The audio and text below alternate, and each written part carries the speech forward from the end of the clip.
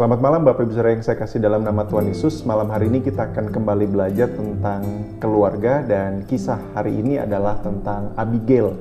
Sebelum menjadi istri Daud, ada kisah yang menarik untuk kita pelajari bersama-sama tentang kehidupan wanita ini.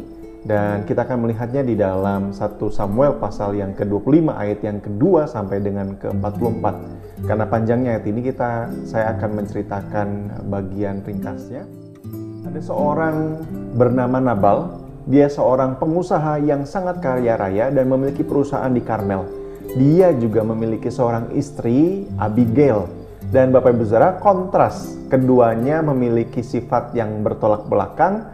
Nabal dikatakan adalah seorang yang kasar, tidak suka mendengar orang, sangat pelit, dan juga jahat. Tetapi Abigail diceritakan sebagai seorang yang cantik dan bijaksana. Nah Bapak Ibu Saudara, satu kali ketika rombongan Daud di dalam pelarian terhadap Saul, mereka menjaga kawanan domba milik kepunyaan Nabal di Gunung Karmel yang sedang dijaga oleh gembala-gembala dari Nabal ini. Dan ketika itu Daud menyuruh pasukannya untuk meminta belas kasihan Nabal untuk membiarkan mereka lewat dan menikmati apa yang ada pada Nabal, makanan dan minuman. Tetapi Bapak Ibu Saudara, Nabal mentah-mentah menolak permintaan itu dan menganggap siapa Daud? Bukankah aku yang mengusahakan segalanya, tetapi mengapa dia harus menikmati? Lalu Bapak Ibu Saudara, singkat cerita, diberitahukanlah kepada Daud, dan Daud pada waktu itu marah dan menyuruh pasukannya untuk menyerang dan membunuh Nabal beserta dengan keluarganya. Tetapi Bapak Ibu Saudara, bujang para gembala yang ada pada Nabal itu memberitahukan peristiwa itu kepada Abigail dan menceritakan bagaimana pasukan-pasukan Daud ini menjaga mereka dari ketika mereka mengembalakan kambing domba di pegunungan Karmel. Dan dikatakan Alkitab seperti tembok yang mengelilingi sebagai sesuatu yang menjadikan aman hidup mereka. Tetapi Bapak Ibu Saudara, sejak itu Abigail akhirnya mengambil tindakan dan melakukan sesuatu. Dan Bapak Ibu Saudara, kita akan melihat Abigail adalah seorang yang bijak dan juga cantik sebagai judul renungan hari ini. Kita akan melihat Bapak Ibu Saudara, saya tidak tahu entah bagaimana Abigail ini memahami kelakuan suaminya. Sejak kapan dia memahami, sudah berapa lama Abigail memahami, tetapi ketika kita akan melihat cerita ini, saya menduga memang sudah lama Abigail mengetahui tindakan atau sifat dari suaminya, tetapi yang luar biasa, dia tetap bertahan dengan suaminya yang begitu buruk ini. Dan Bapak Ibu Saudara, setidaknya kita akan melihat ada 3 hal yang akan kita pelajari. Yang pertama Bapak Ibu Saudara, kita melihat di ayat 14-17 bahwa Abigail adalah wanita yang bersedia mendengar. Tetapi kepada Abigail, istri Nabal, telah diberitahukan oleh salah seorang bujangnya katanya, ketahuilah Daud menyuruh orang dari padang gurun untuk memberi salam kepada Tuan kita, tetapi ia memaki-maki mereka. Padahal orang-orang itu sangat baik kepada kami. Mereka tidak mengganggu kami dan kami tidak kehilangan apa-apa selama kami lalu lalang di dekat mereka. Tetapi kami ada di ladang. Mereka seperti pagar tembok sekeliling kami siang malam dan selama kami mengembalakan domba-domba di dekat mereka. Oleh sebab itu, pikirkanlah dan pertimbangkanlah apa yang harus kau perbuat. Sebab telah diputuskan bahwa celaka akan didatangkan kepada Tuan kita dan pada seisi rumahnya. Dan ia seorang yang dursila, sehingga orang tidak dapat berbicara dengan dia. Ini karakter dari Nabal, dan para bujangnya juga mengerti dan mengetahui apa yang terjadi dan memiliki sifat-sifat itu dalam diri Nabal. Tetapi Bapak Ibu Saudara, luar biasanya sebagai seorang istri yang luar biasa bijaksana, dia berusaha objektif. Abigail berusaha objektif, tidak membela karena dia adalah suaminya, Nabal itu, tetapi mendengarkan meskipun disampaikan oleh seorang bujang. Nah Bapak Ibu Saudara, wanita yang bijaksana, wanita yang cantik kepribadiannya adalah wanita yang bersedia mendengar dengan objektif.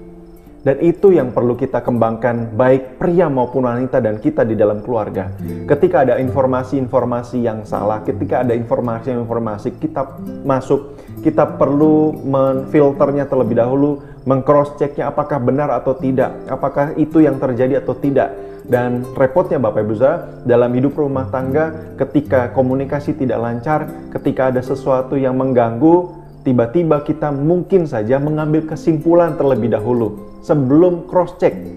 Kita mendengar orang, mungkin suami, kita memiliki suami, atau Bapak Ibu memiliki suami yang kadang-kadang mungkin saja miskom di antara Bapak dan Ibu Saudara sekalian.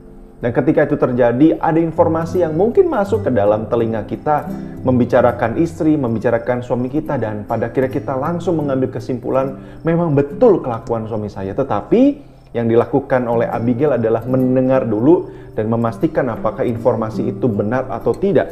Abigail mendengar dalam perspektif ini, dan akhirnya Bapak Ibu Saudara, lalu di ayat yang ke-18, lalu segeralah Abigail mengambil 200 roti, 2 buyung anggur, 5 domba telah diolah, 5 dan lain sebagainya, mempersiapkan hal-hal yang diperlukan sebagai konsumsi untuk pasukan dan Daud sendiri. Dan ini yang menjadi bagian kedua Bapak Ibu Saudara.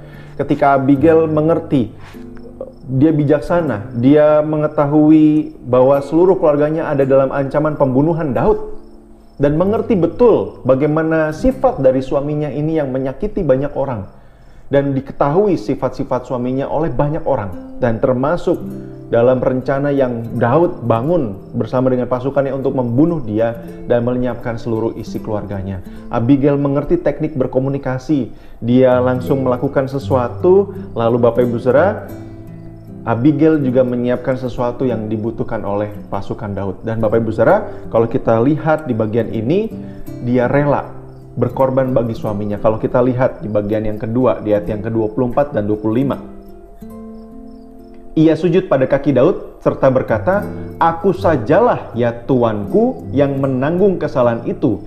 Izinkanlah hambamu ini berbicara kepadamu dan dengarkanlah perkataan hambamu ini. Janganlah kiranya Tuanku mengindahkan Nabal, orang yang dursila itu. Sebab seperti namanya demikianlah ia. Nabal namanya adalah bebal orangnya, tetapi aku ini hambamu tidak melihat orang-orang Tuanku suruh. Oleh sebab itu, demi Tuhanku yang hidup dan demi hidupmu dan yang cegah Tuhan daripada melakukan hutang darah," dan seterusnya. Nanti kita lihat akan bagian yang ketiga. Dan kita melihat Bapak Ibu Saudara bagaimana dia rela berkorban bagi suaminya. Dia mengerti, iya betul Tuanku Daud, bahwa suamiku itu memang begitu orang dursila. Semua orang juga tahu. Oleh karena itu lebih baik aku yang menanggung daripada apa yang sudah dilakukan suamiku. Dan Bapak Ibu Saudara, tidak banyak, harus diakui. Saya berharap itu di antara Bapak Ibu Saudara, ibu-ibu yang mendengar malam hari ini, para wanita yang akan menjadi seorang istri nanti, untuk berani berkorban bagi suaminya. Meskipun Bapak Ibu Saudara rasanya tidak masuk akal, dan mungkin rasanya tidak mungkin ada di zaman ini wanita seperti Abigail yang tahu kelakuan suaminya tapi tetap membela dan mempertahankan nyawa suaminya, bahkan mengorbankan dirinya untuk menggantikan apa yang tidak dilakukannya, melainkan apa yang dilakukan suaminya. Dan luar biasa Bapak Ibu Saudara, mungkin bentuk pengorbanan ibu-ibu atau kita semua berbeda dengan apa yang dilakukan Abigail, tetapi pada prinsipnya adalah sama. Dalam rumah tangga, bagaimanapun juga kelakuan suami, kelakuan istri, sifat-sifat yang salah dan rusak, sifat-sifat yang tidak beres, tidak berkenan, tidak benar, bagaimanapun juga Bapak Ibu Saudara dan saya sudah dipersatukan di dalam pernikahan oleh Tuhan.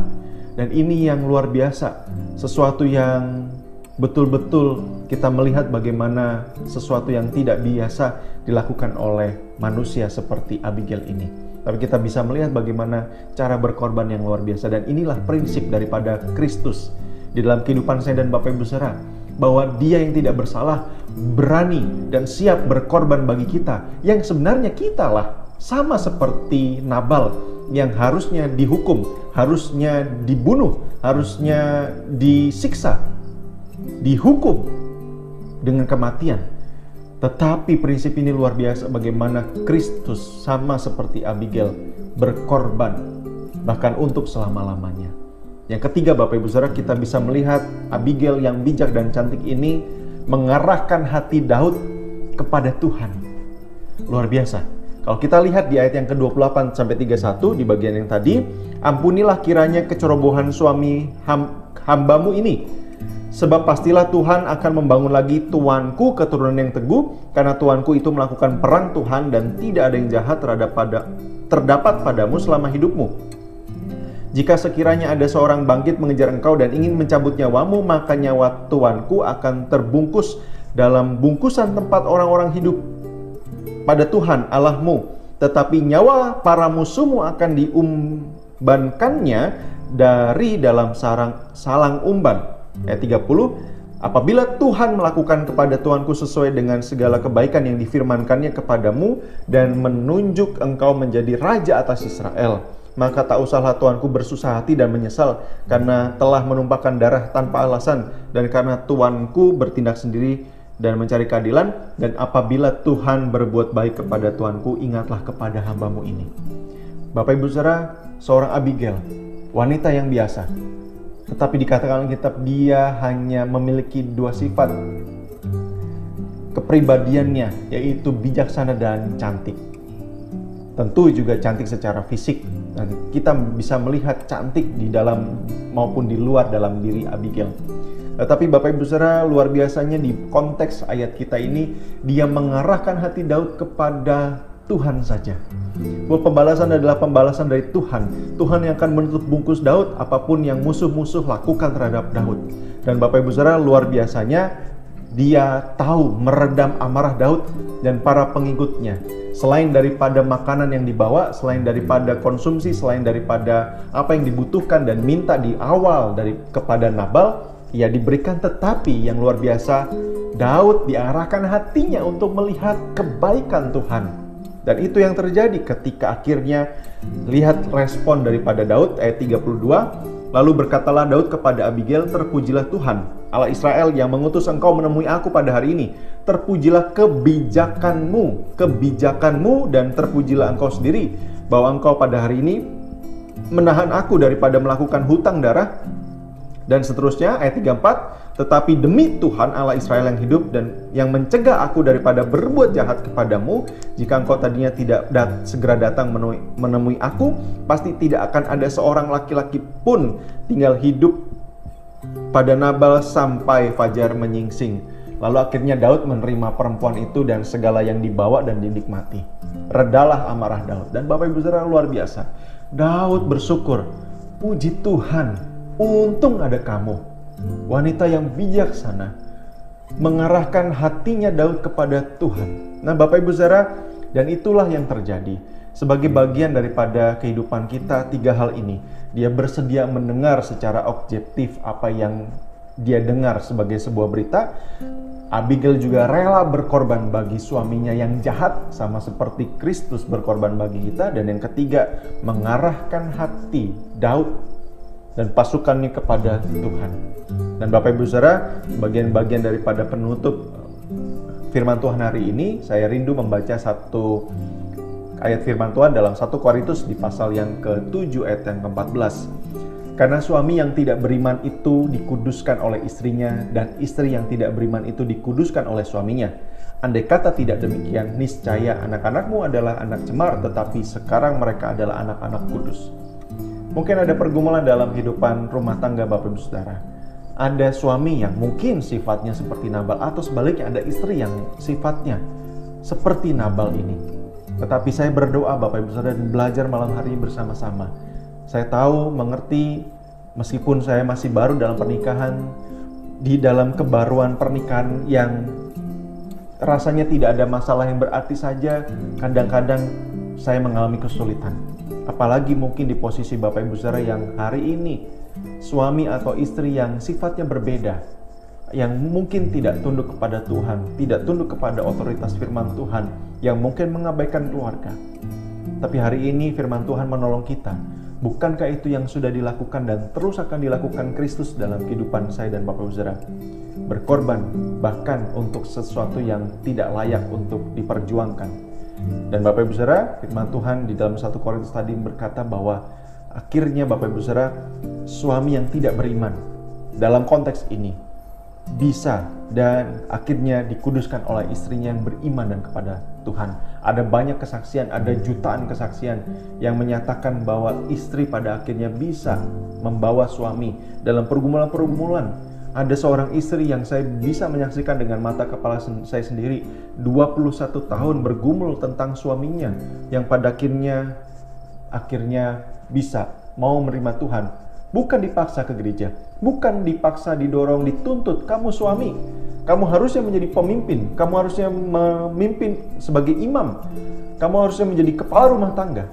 Tapi ibu ini 21 tahun berdoa saja, tanpa mengajak sama sekali suaminya untuk ke gereja. Tetapi dia bukan saja berdoa, tetapi menunjukkan kualitas hidup sebagai seorang istri yang bijaksana dan cantik di mata Tuhan. Dan akhirnya Bapak Ibu Saudara, itu yang terjadi. Ada orang-orang yang akhirnya melihat bagaimana kehidupan rumah tangga itu dibaharui. Amin, kita berdoa. Bapak Surgawi, kami mengucap syukur malam hari ini. Biarlah Tuhan memberkati kami untuk belajar seperti Abigail, memiliki suami yang jahat, dursila, tetapi dia adalah wanita yang bijak dan cantik, yang dikatakan Alkitab bahwa dia mau mendengar apa yang disampaikan oleh para bujangnya untuk menindaklanjuti dan bersikap bijak di dalam kehidupan sebagai seorang istri, untuk bahkan berani berkorban bagi suami yang tidak pantas untuk dibela. Dan pada akhirnya seorang istri ini, Abigail, boleh mengarahkan hati orang-orang kepada Tuhan. Dan inilah kerinduan hamba-Mu, kerinduan kami semua, dan kami berdoa untuk itu. Karena itu Tuhan berkati malam hari ini, dalam perenungan malam hari ini, berbicara lebih jauh kepada setiap kami. Di dalam nama Tuhan Yesus kami berdoa, amin.